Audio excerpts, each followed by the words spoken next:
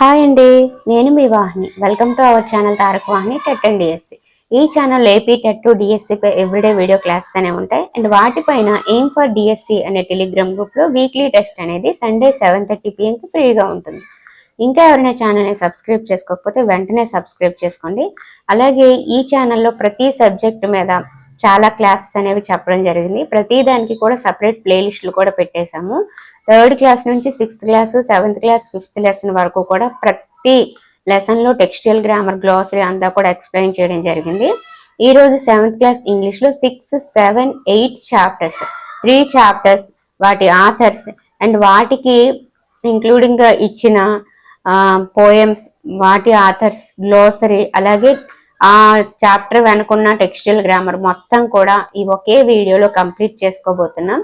So TET notification అనేది అతి త్వరలో అనే వార్త అయితే వస్తుంది కాబట్టి నేను 8th క్లాస్ ఇంగ్లీష్ వరకు టెక్స్టైల్ గ్రామర్ కంప్లీట్ చేస్తానని మాట ఇచ్చాను కాబట్టి సో డెఫినెట్గా నా దగ్గర టెక్స్ట్ బుక్ లేకపోయినా పీడిఎఫ్ చూసి రాసి మీకు ఇప్పుడు నోట్స్ చెప్తున్నాను అనమాట. ఓకేనా? అలాగే 8th క్లాస్ కూడా చెప్పేస్తాను. అండ్ మనకి మ్యాథ్స్కి సంబంధించి కూడా 8th వరకు కంప్లీట్ చేస్తాను అనుకున్నాను కదా. సో 6 చాప్టర్స్లో 3 చాప్టర్స్ అయిపోయినాయి. నెక్స్ట్ రేఖాగణితం, క్షేత్రగణితం, బీజగణితం ఉన్నాయి. ఆ 3 కూడా చెప్పేస్తాను. ఓకేనా?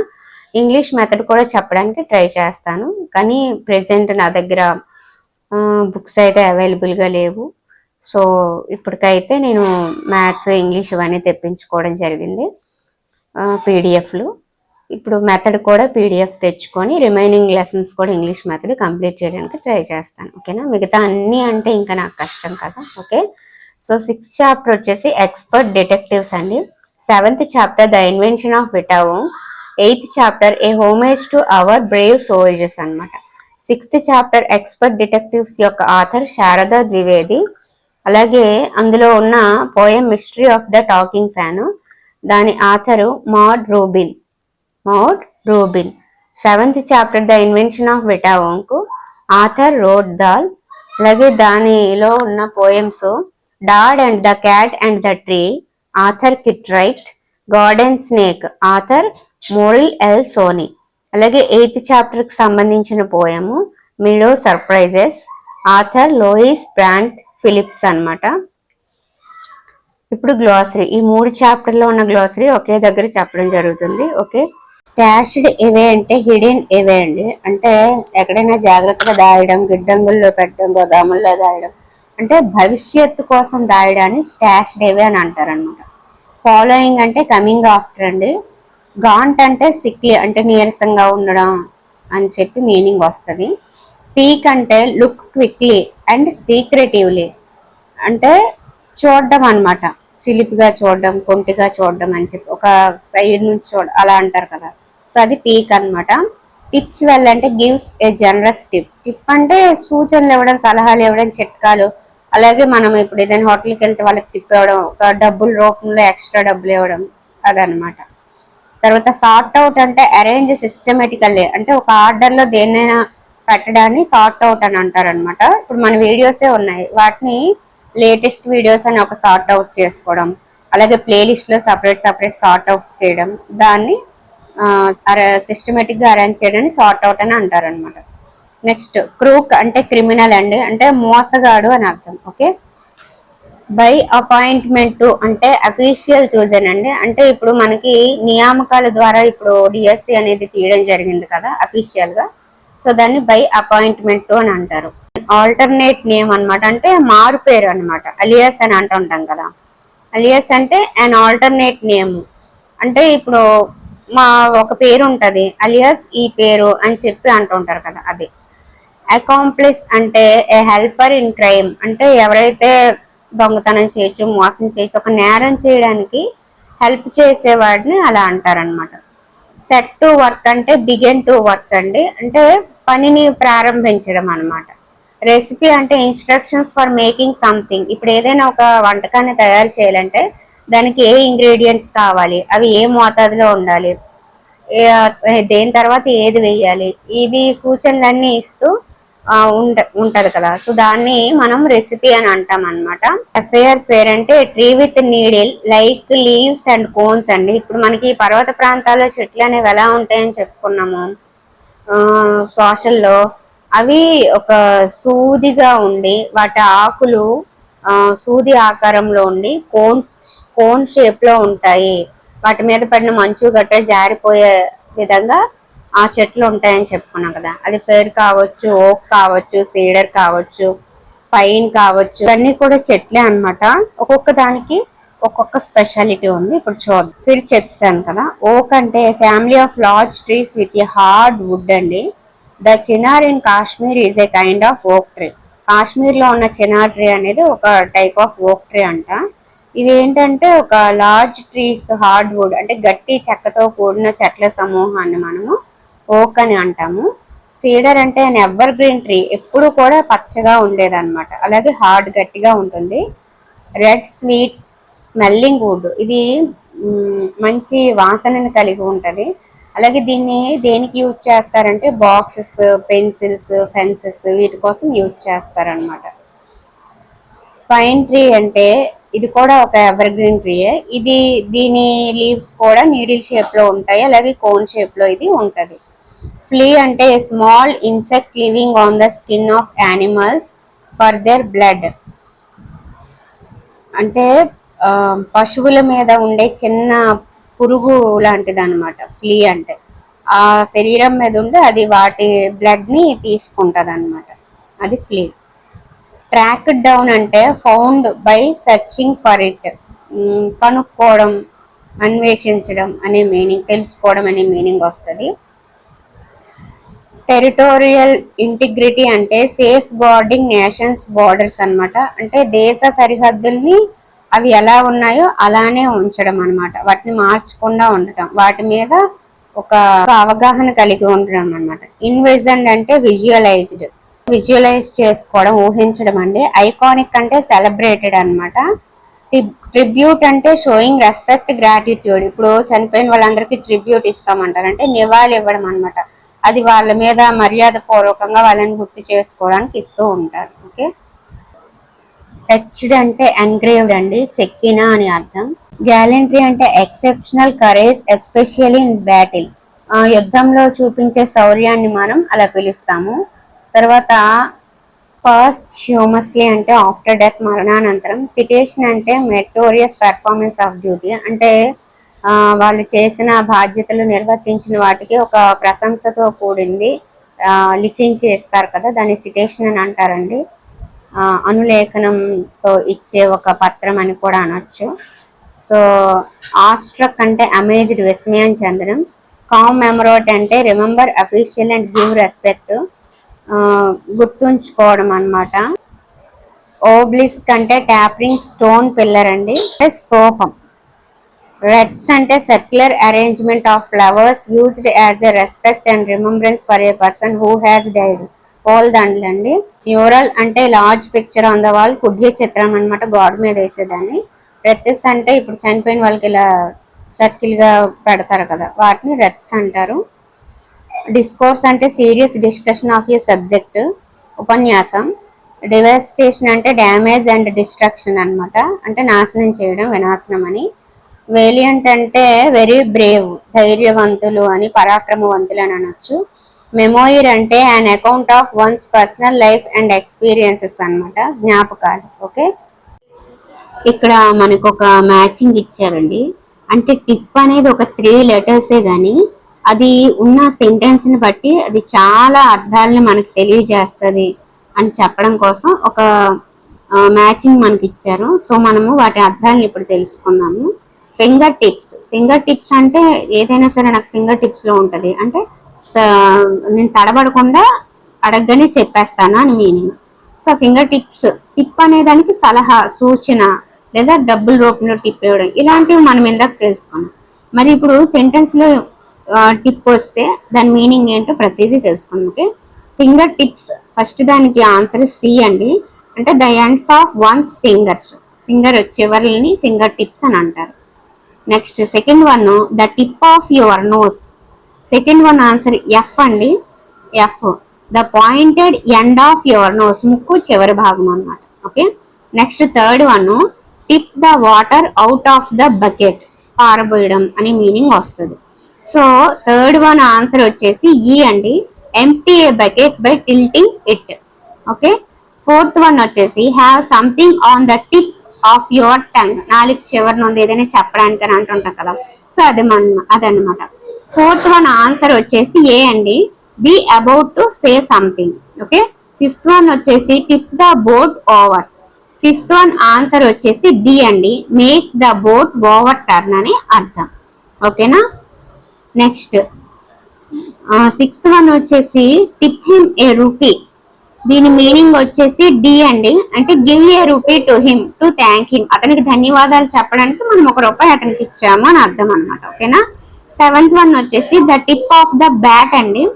సో దీని ఆన్సర్ వచ్చేసి ఐ అనమాట, అంటే the end of the bat అని. ఎయిత్ వన్ వచ్చేసి the police were tipped off. Eighth one answer వచ్చేసి జే అండి, the police were told or warned. మనకి హెచ్చరించడాన్ని. ఓకేనా. Tipped off, the police were tipped off అని అంటాము. తర్వాత నైన్త్ వన్ వచ్చేసి if you take my tip. Ninth one answer వచ్చేసి G, if you take this advice. నువ్వు నా సలహా తీసుకుంటే, అలా అనమాట. ఓకేనా. నెక్స్ట్ 10th వన్ వచ్చేసి the bat tipped the ball. దీని ఆన్సర్ వచ్చేసి హెచ్ అండి, అంటే the bat lightly touched the ball అనమాట, అంటే బ్యాట్ లైట్ గా బాల్ కి టచ్ అయ్యింది, లేదా బాల్ బ్యాట్ కి లైట్ గా టచ్ అయ్యింది అని. సో టిప్ అనే పదానికి ఆ సెంటెన్స్ ని బట్టి ఇన్ని అర్థాలు ఉన్నాయన్నమాట. ఎన్ని ఉన్నా సరే చివరన అంచున అనే మీనింగ్ అయితే ఖచ్చితంగా వస్తుంది. ఓకేనా. సో ఇది మనకి టిప్ కోసం. నెక్స్ట్ ఏంటో చూద్దాం. ఇక్కడ మనకి కొన్ని వర్డ్స్ ఇచ్చారండి, హెల్పర్ అని, కాంపానియన్ అని, పార్ట్నర్ అని, అకాంప్లిస్ అని. సో వాటి మీనింగ్స్ ఆల్రెడీ మనము గ్లోసరీలో చెక్ చేయించుకున్నాం. సో కాంపానియన్ అంటే ఏంటంటే ఎవరైతే మనిషి కావచ్చు, ఒక జంతువు కావచ్చు, ఒకరితో ఎక్కువ టైం స్పెండ్ చేస్తాడు ట్రావెలింగ్ లో అనమాట. సో వాళ్ళని కాంపానియన్ అంటారు. పార్ట్నర్ అంటే పెయిర్ అని మీకు తెలుసు. ఆ తర్వాత అకాంప్లిస్ అంటే నేరానికి సహకరించే వాళ్ళు, తోడు దొంగలు అనమాట. హెల్పర్ అంటే సహాయకులు. సో ఈ 4 వర్డ్స్ యూజ్ చేసి ఇక్కడ ఇచ్చిన 8 బ్లాంక్స్ ఫిల్ చేయాలన్నమాట. అది. సో బిజినెస్ అంటే partner. My dash on the journey, ఇప్పుడే చెప్పాను, జర్నీలో మనకి ఎక్కువ టైం స్పెండ్ చేసిన వాళ్ళు, ఒక జంతువు కావచ్చు, మనిషి కావచ్చు, కాంపానియన్ అంటారు. Okay. I am mother's little helper. A faithful dash such as a dog, companion. Okay. The thieves dash. Thieves దొంగలు ఏంటండి, నేరంలో ఒకరికొకరు సహకరించుకుంటారు కదా, సో అదేంటి, అకాంప్లిస్. తర్వాత ఫైండ్ ఏ గుడ్ ఏంటి, హెల్పర్ ని కనుక్కున్నారంట, మంచి హెల్పర్ ని కనుక్కున్నారు. తర్వాత టెన్నిస్, గోల్ఫ్, బ్రిడ్జ్, ఒక ఆటలో కావచ్చు, వ్యాపారంలో కావచ్చు, మనం ఉండే మన తోటి వ్యక్తిని పార్ట్నర్ అంటాం, పేరుని. ఓకేనా. నెక్స్ట్ 8th వన్ వచ్చేసి ఏంటంటే his dash in his criminal activities. Criminal activities లో ఎవరు హెల్ప్ చేస్తారో వాళ్ళని అకాంప్లిస్ అంటాం. ఓకేనా. సో ఇదన్నమాట. పక్కన నేను ఆన్సర్స్ అయితే ఇవ్వడం జరిగింది, మీరు నోట్ చేసుకోవడం. ఓకేనా. Business partner, my companion on the journey, I am mother's little helper. I am mother's little helper. A faithful companion such as a dog. The thief's accomplice. Find a good helper. Tennis partner. His accomplice in his criminal activities. Okay. Next మనకు ఒక matching ఇవ్వడం జరిగింది. ఈ matching లో ఏంటంటే మనకి break అనే word ఎలా చేంజ్ అవుతుంది ప్రతి సెంటెన్స్ లో, దాని మీనింగ్ ఎలా మారుతుంది అని తెలుసుకోవడం కోసం మ్యాచింగ్ ఇచ్చారు. సో అవైతే ఇప్పుడు చూద్దాము. The Storm broke sad to speak అనే ఈ సెంటెన్స్ కి మీనింగ్ వచ్చేసి ఫస్ట్ దానికి సి అండి ఆన్సరు, అంటే it began or burst to break into activity, అంటే ఒక దాన్ని ప్రారంభించడాన్ని చెప్పొచ్చు, లేదా దాని ముగింపును కూడా చెప్పొచ్చు అనమాట. అంటే తుఫాను మొదలైంది లేదా తుఫాను ఆగింది అని కూడా చెప్పడానికి దీన్ని వాడతారనమాట. నెక్స్ట్ సెకండ్ వన్ వచ్చేసి డే బ్రేక్ అండి, అంటే రోజు ప్రారంభం అవ్వడం అనమాట, అంటే సన్ రైజ్.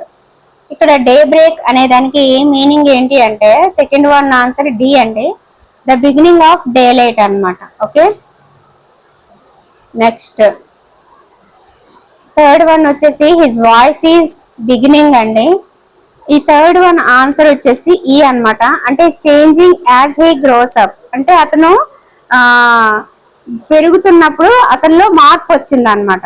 సో అతని వాయిస్ అనేది మొదలైంది అని అనడానికి ఆ సందర్భంలో అది వాడతాం అన్నమాట. నెక్స్ట్ ఫోర్త్ వన్ వచ్చేసి her voice broke and she cried అని ఇచ్చారు. దీని మీనింగ్ వచ్చేసి ఏ అండి, అంటే could not speak, was to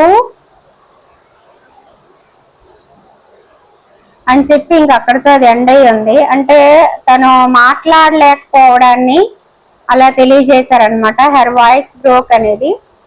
so next fifth one వచ్చేసి ద హీట్ వేవ్ బ్రోక్, అంటే ఇక్కడితో ఈ వాతావరణం ముగిసింది అని అనడానికి అది వాడతారనమాట. సో ఫిఫ్త్ వన్ ఆన్సర్ వచ్చేసి బి అండి, this kind of weather ended అని. నెక్స్ట్ సిక్స్త్ వన్ వచ్చేసి బ్రోక్ ద బ్యాడ్ న్యూస్ అనమాట. సిక్స్త్ వన్ ఆన్సర్ వచ్చేసి జీ అండి, బ్రోక్ ద బ్యాడ్ న్యూస్ అంటే gently told someone the bad news, ఎవరికైనా ఒక బ్యాడ్ న్యూస్ చెప్పాలి అన్నప్పుడు కొంచెం స్మూత్ గా నెమ్మదిగా తెలియజేయడానికి అనే సందర్భంలో వాడతాము. సెవెంత్ వన్ వచ్చేసి బ్రేక్ ఏ స్ట్రైక్ అనమాట. అంటే ఇప్పుడు కార్మికులు సమ్మె చేస్తూ ఉంటారు కదా, సో ఆ సమ్మె ఆపించడం జరిగింది, వాళ్ళతో ఒప్పించడం జరిగింది అని చెప్పే సందర్భంలో ఇది వాడతారనమాట. సో సెవెంత్ వన్ ఆన్సర్ వచ్చేసి F, and it by making the worker submit. ఇక్కడ మీరు చూడొచ్చు, నేను బ్రౌన్ కలర్ లో అయితే ఆన్సర్స్ అని పెట్టి పక్కన ఇచ్చాను, ఓకేనా. ఇక్కడ మనకి కొన్ని ఫీలింగ్స్ గురించి ఇవ్వడం జరిగింది. Feeling of wonder, heartening, sense of motivation, pride, visually inspiring, sadness, gratitude, inspiration, ఇవన్నీ కూడా ఫీలింగ్స్ అని ఇక్కడ మనకు తెలియజేయడం జరిగింది. ఇక్కడ మనకి కొన్ని బ్లాంక్స్ ఇవ్వడం జరిగిందండి. సో ఆ పారాగ్రాఫ్ చదివి అక్కడ పక్కనే వర్డ్ ఉంది, ఆ వర్డ్ అనేది ఆ ఫ్రేజ్ కి ఆ సెంటెన్స్ కి సరిపోయినట్టుగా మార్చి రాయమన్నారు. సో ఫస్ట్ వన్ వచ్చేసి ఇన్స్టిట్యూట్ అనమాట. సో దానికి మనం ఇన్స్టిట్యూటెడ్ అని రాయాలి అక్కడ. సెకండ్ వన్ వచ్చేసి డిజైన్ అండి, దానికి డిజైన్డ్ అని రాయాలి. థర్డ్ వన్ వచ్చేసి డ్రా, దానికి డ్రూ అని రాయాలి, డిఆర్ఈడబ్ల్యూ. ఫోర్త్ వన్ వచ్చేసి మేక్, దానికి మేడ్ అని మార్చాలి, ఎంఏడిఏ. తర్వాత ఫిఫ్త్ వన్ వచ్చేసి కెన్, దానికి కుడ్ అని రాయాలి. సిక్స్త్ వన్ కాల్ అండి, దానికి కాల్డ్ అని రాయాలి. అలాగే నెక్స్ట్ ఇంకా బ్లాంక్స్ ఉన్నాయి. అసలు దేనికోసం ఇది అంటే ఇక్కడ మనకి పాస్ట్ టెన్స్ గురించి తెలియజేయడానికి ఇవన్నీ ఇస్తున్నారు అనమాట. సో పాస్ట్ వర్బ్ అనమాట. ఇప్పుడు డ్రాకి డ్రూ అని, make made, can could, call called, ఇవన్నీ ఏంటండి పాస్ట్ వర్బ్స్ కదా. సో వాటిని తెలియజేయడం కోసము ఈ బ్లాంక్స్ అయితే మనకి ఇక్కడ ఇవ్వడం జరిగింది, అంతకు మించి ఇంకేం లేదు, ఓకేనా. నెక్స్ట్ మిగతా బ్లాంక్స్ కూడా చెప్పేస్తాను. నెక్స్ట్ బ్లాంక్ వచ్చేసి సరౌండ్ అని ఉంది కదా, అక్కడ సరౌండెడ్ అండి. తర్వాత ఫ్లాంక్ అని ఉంది కదా, అక్కడ ఫ్లాంక్డ్ అని రాసుకోవాలి. సో నేను మీకు రాసి కూడా అక్కడ చూపించడం జరిగింది టెక్స్ట్ పెట్టి. సో మీరు అందరూ కూడా మీకు అవసరమైతే నోట్ చేసుకోండి, లేదంటే ప్రాబ్లం లేదు, కానీ ఉన్నవన్నీ చెప్పాలి కాబట్టి చెప్పాను, ఓకేనా. పాస్ట్ టెన్స్ అనేది, పాస్ట్ వర్బ్స్ అనేది ఇంట్రడ్యూస్ చేయడానికి ఈ పారాగ్రాఫ్ అయితే ఇవ్వడం జరిగింది. Next match the following words with their meanings అని ఇచ్చాడు. సో అవి కూడా మ్యాచ్ చేసేద్దాం. So match the following. Territorial integrity అంటే ఫస్ట్ వన్ ఆన్సర్ వచ్చేసి 10th అండి, అంటే సేఫ్ గార్డింగ్ నేషన్స్ బార్డర్స్ అనమాట.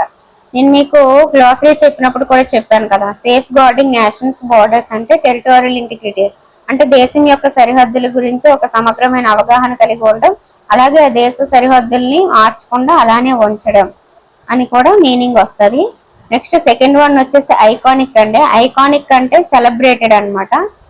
తర్వాత ఇన్విజన్డ్, ఇన్విజన్డ్ అంటే కూడా నేను మీకు చెప్పాను విజువలైజ్డ్ అని. తర్వాత ఎచ్డ్, ఎచ్డ్ అంటే ఎన్గ్రేవ్డ్ అని చెప్పాను. పాస్ట్ హ్యూమస్లీ అంటే ఏం చెప్పాను, పాస్ట్ హ్యూమస్లీ అంటే ఆఫ్టర్ డెత్ అనమాట.